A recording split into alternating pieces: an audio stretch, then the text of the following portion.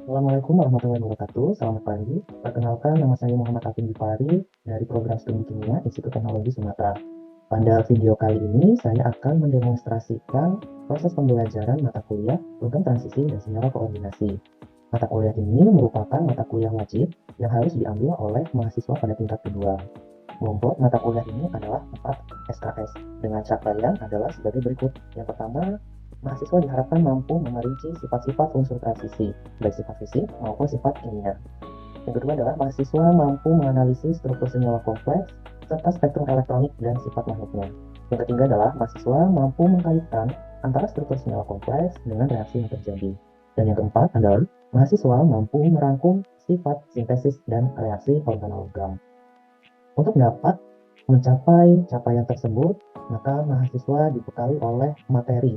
Ada 4 materi pokok dalam perkuliahan ini. Yang pertama adalah logam transisi, kemudian senyawa kompleks, lalu reaksi substitusi ligan, dan yang terakhir adalah materi mengenai organologam. Untuk referensi sendiri, ada 3 buku yang dapat diacu. Yang pertama adalah buku Kimia Anorganik karangan Roscoe, kemudian ada buku Kimia Anorganik karangan Schrieffer, lalu ada buku Kimia Anorganik karangan Missler. Selain itu juga di mata kuliah ini sudah dibekali modul dengan judul yang sama, yaitu logam transisi dan senyawa koordinasi. Untuk penilaian mahasiswa, di sini ada 2 proses asesmen yang dilakukan.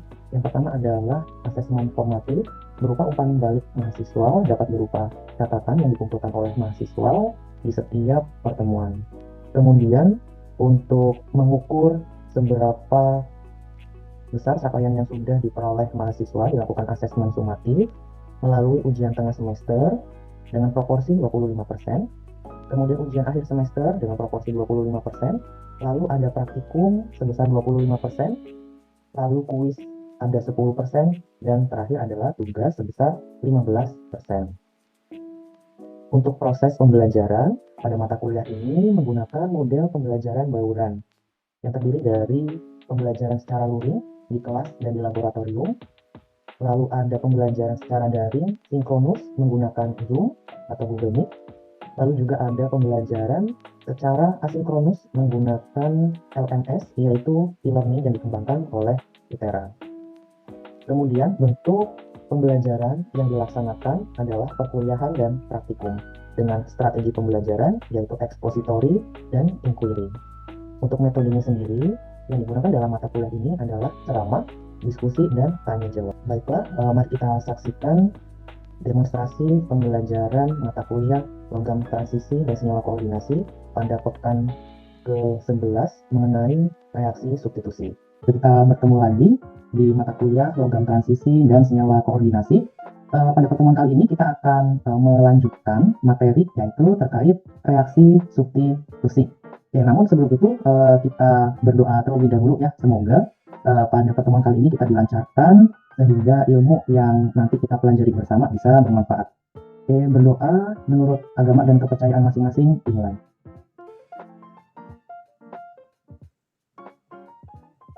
Amin, ya alamin. Gimana kabar kalian? Nah, kita santai saja ya di kuliah kali ini. Kita akan membahas reaksi substitusi ya di pertemuan kali ini. Oh iya, mungkin kita presensi terlebih dahulu ya. Nanti bisa disiapkan device-nya. Kemudian buka aplikasi Pocket-nya. Silahkan bisa scan barcode terlebih dahulu. Mungkin saya kasih waktu kurang lebih 1 menit ya untuk bisa men-scan. Mungkin nanti kalau ada kendala silahkan dilaporkan ya. Jadi silahkan dilaporkan, nanti akan saya masukkan secara manual di Siakat.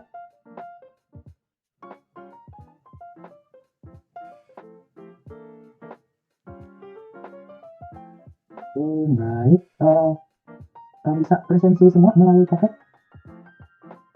Aman presensinya? Aman Pak. Aman Pak. Oke, aman Pak. Ya, oke, baik, terima kasih. Mungkin kita bisa lanjutkan ya ke materi. Nah, untuk materi mengenai reaksi substitusi kali ini, capaian mata kuliah. Nah, apa sih itu capaian mata kuliah? Nah, capaian mata kuliah adalah apa yang harus kalian dapatkan ya di dalam mata kuliah ini. Nah, untuk capaian mata kuliah di pertemuan ini adalah harapannya kalian nanti mampu mengaitkan antara struktur senyawa kompleks ya dengan reaksi yang terjadi. Nah, yang akan kita bahas kali ini adalah reaksi substitusi. Kemudian sub CPNK-nya apa? Sub CPNK-nya adalah kemampuan dalam memerinci dan mengkaitkan konsep kinetika dengan mekanisme reaksi substitusi yang terjadi pada kompleks. Jadi nanti kalian akan membahas dari sisi kinetika juga ya. Kemudian nanti kita pelajari bagaimana mekanisme ya reaksi substitusi tadi. Kemudian di dalam reaksi substitusi pasti ya ada pengaruh dari struktur senyawa kompleks tersebut. Ya, nah indikatornya ya nanti saya bisa mengetahui kalian sudah mencapai CPNK tersebut itu dari mana, dari indikator ini ya. Yang pertama adalah kelengkapan dalam menjelaskan konsep kinetika dalam reaksi substitusi ya. Nanti ada aspek atau konsep kinetikanya yang di dalam reaksi substitusinya. Harapannya nanti kalian bisa menjelaskan konsep kinetika tersebut. Kemudian ketepatan dalam memerinci mekanisme ya. Tadi di dalam sub CPNK kalian sudah melihat untuk reaksi substitusi itu ada ya mekanismenya. Nah, di sini sudah disebutkan nih, ada disosiasi, ada pertukaran, kemudian ada asosiasi. Nah, bedanya seperti apa? Nanti kita akan coba lihat ya. Kemudian ketepatan dalam menuliskan hukum laju berdasarkan mekanismenya. Nah, ini nanti yang bisa kita gunakan untuk membedakan mekanisme disosiasi dengan asosiasi ya. Kita bisa lihat dari hukum lanjut yang kita dapatkan. Oke, nah itu ya. Kemudian nanti di akhir pertemuan saya akan meminta kalian ya untuk mengumpulkan catatan. Dan dari catatan tersebut nanti saya bisa melihat sejauh mana sih kalian sudah memahami materi ini ya.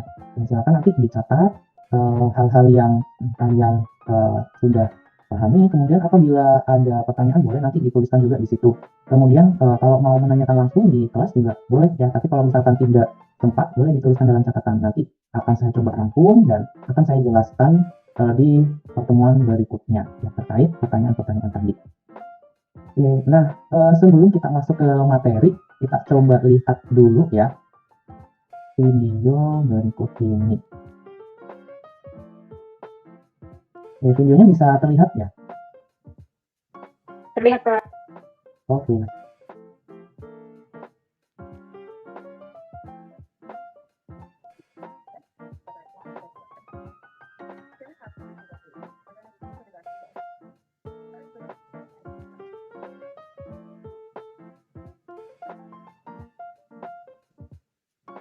Nah, ini ditambahkan vegan amonia ya.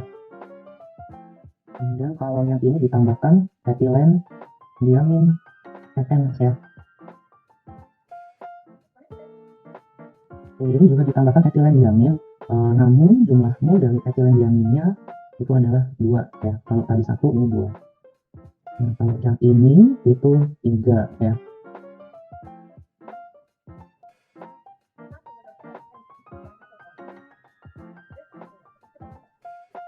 Oke, kalau yang terakhir itu ada di MG tadi, di metil dioksin.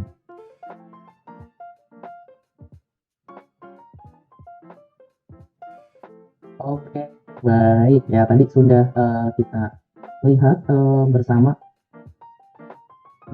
video terkait reaksi pada kompleks nikel ya. Nah, dari video ini apa sih yang bisa kalian tangkap?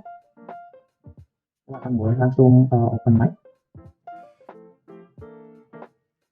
Ya Pak, dari video itu menjelaskan bahwa kompleks N itu ketika ditambah hujan ada reaksi dibuktikan dengan perubahan warna Pak. Oke, nah di sini terjadi reaksi ya. Ya mungkin waktu kimia dasar kita sudah belajar ya. Salah satu tanda adanya suatu reaksi kita bisa mengamati adanya perubahan warna ya. Nah berarti di sini terjadi nih reaksi antara kompleks. Ada yang masih ingat tidak? Ini nama kompleksnya apa ya? Kompleks heksa aqua nikel 2 iya. Terjadi reaksi pada kompleks nikel ini. Oke, nah apa sih yang memicu reaksi tadi?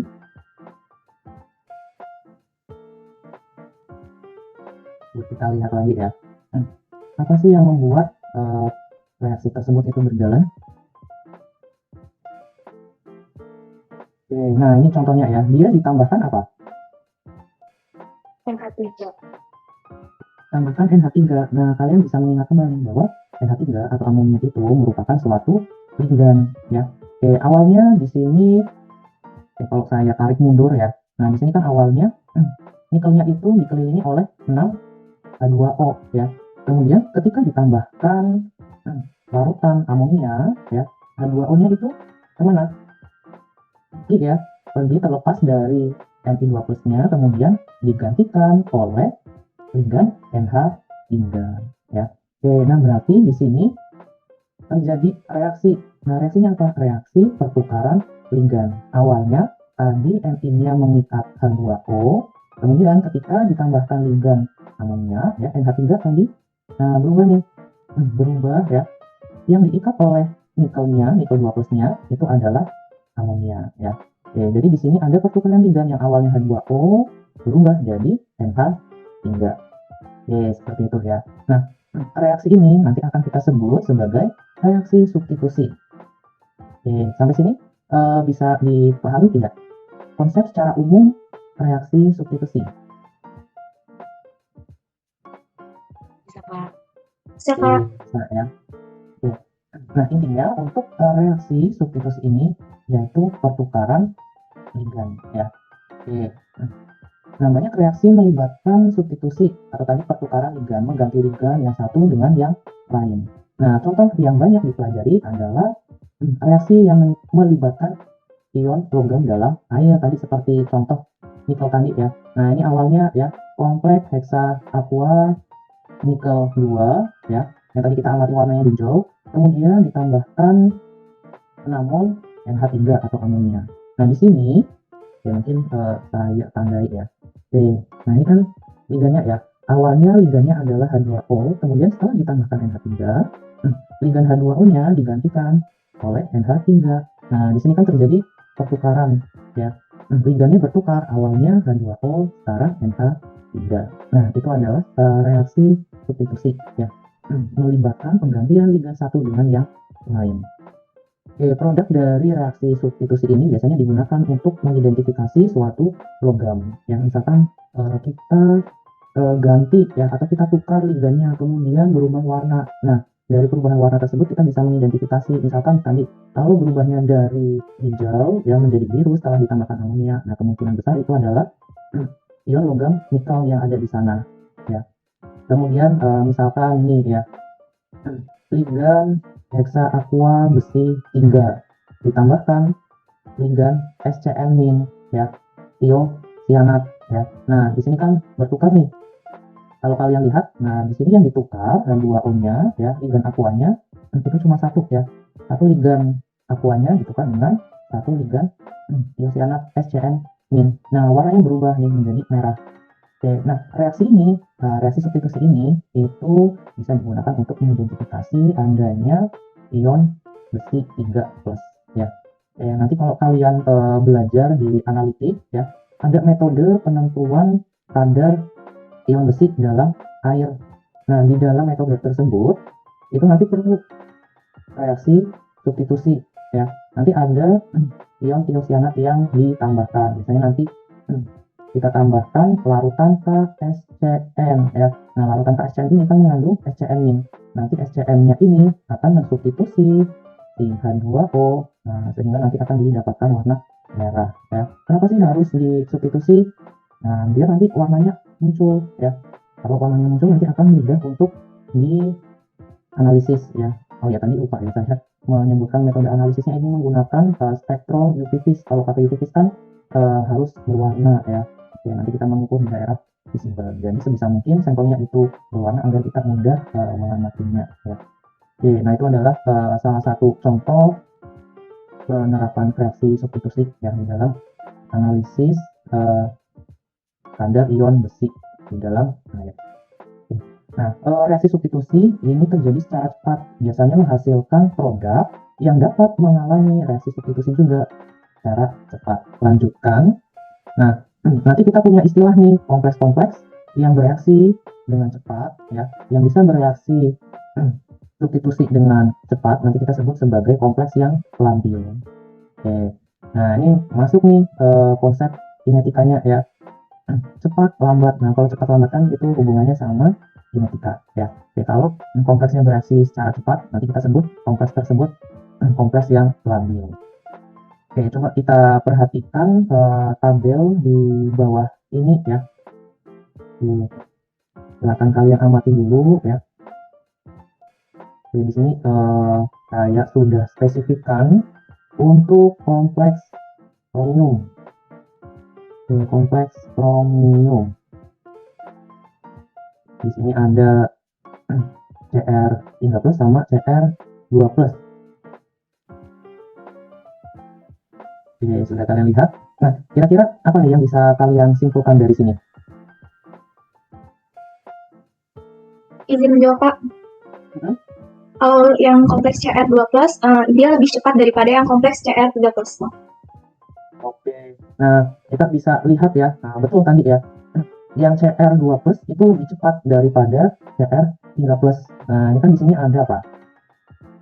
Tetapan laju ya. Kalau tetapan lajunya besar berarti reaksinya akan semakin cepat ya. Ternyata di sini untuk yang Cr2+ itu tetapan lajunya lebih besar ya dibandingkan Cr3+. Oke.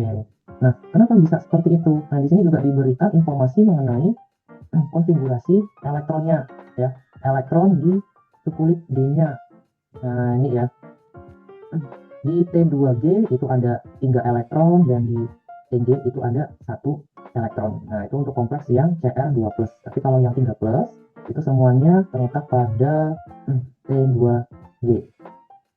Berarti kira-kira gimana? Konfigurasi elektron akan mempengaruhi kinetika dari reaksi substitusi atau tidak? Kira-kira gimana nih? Tidak, Pak. Nah, ya kalau kita lihat lagi, ini aspek kinetikanya ya. Kemudian di sini ada konfigurasi elektronnya. Nah, konfigurasi elektronnya kan di sini berbeda ya. Kemudian dia akan memberikan respon kinetika yang berbeda. Nah, di sini kita bisa lihat bahwa konfigurasi elektron akan menentukan kinetika dari reaksi substitusi suatu kompleks ya.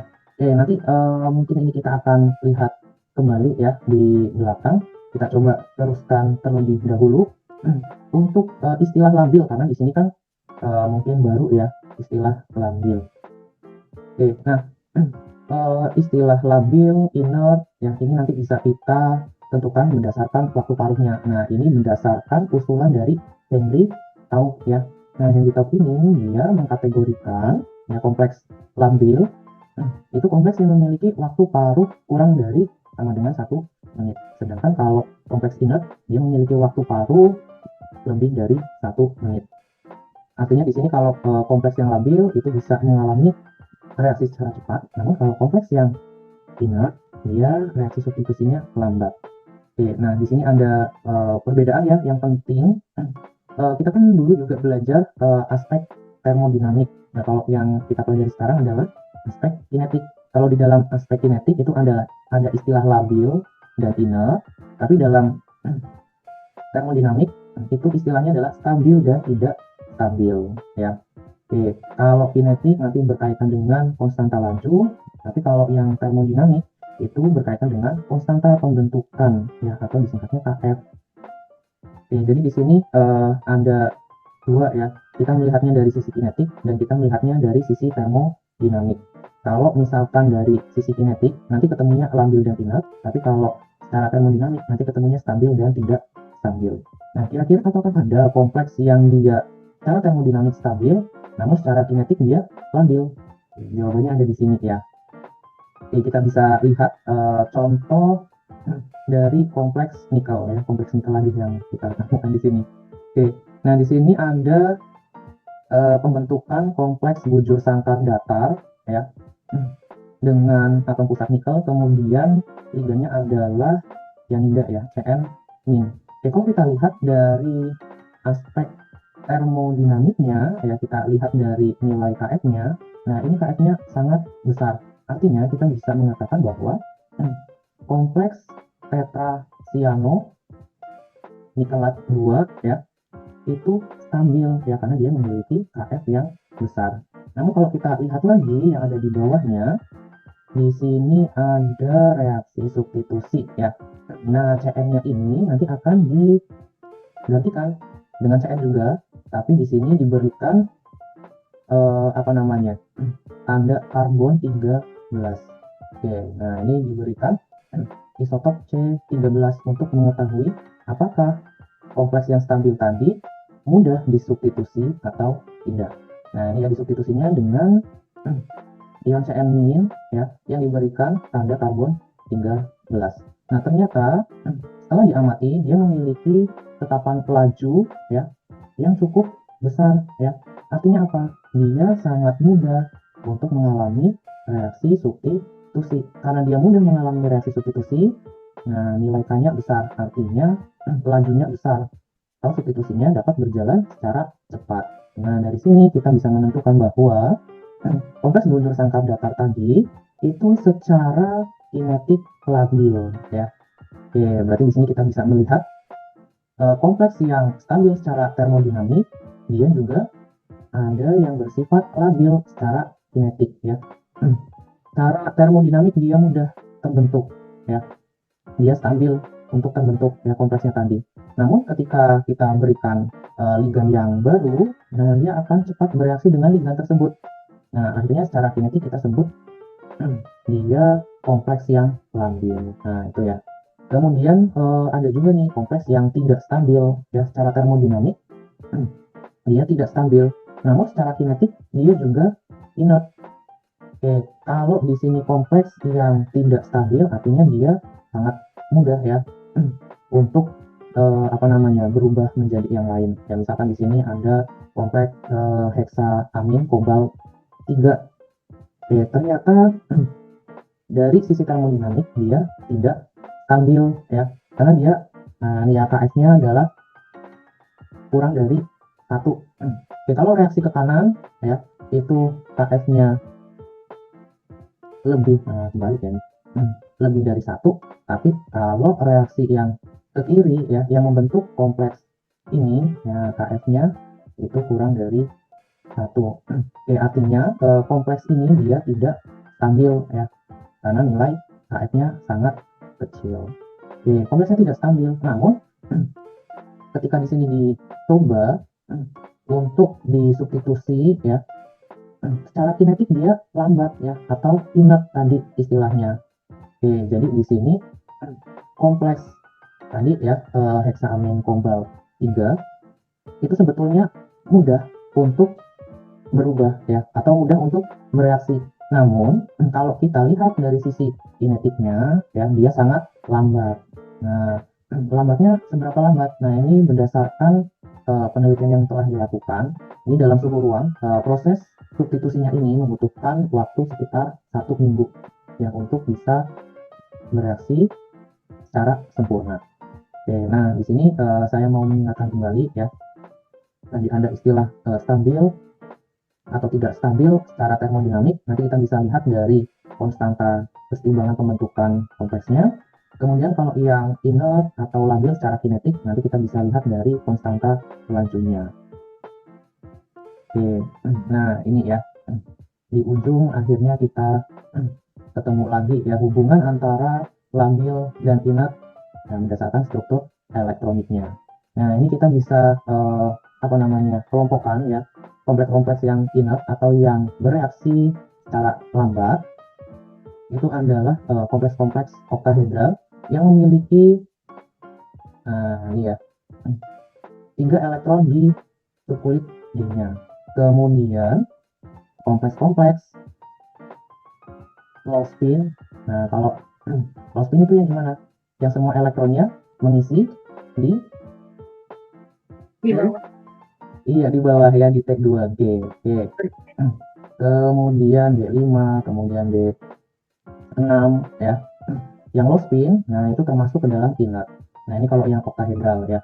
Kemudian kalau yang bundur sangkap datar, nah yang D8 strong field ya. medan kuat ya.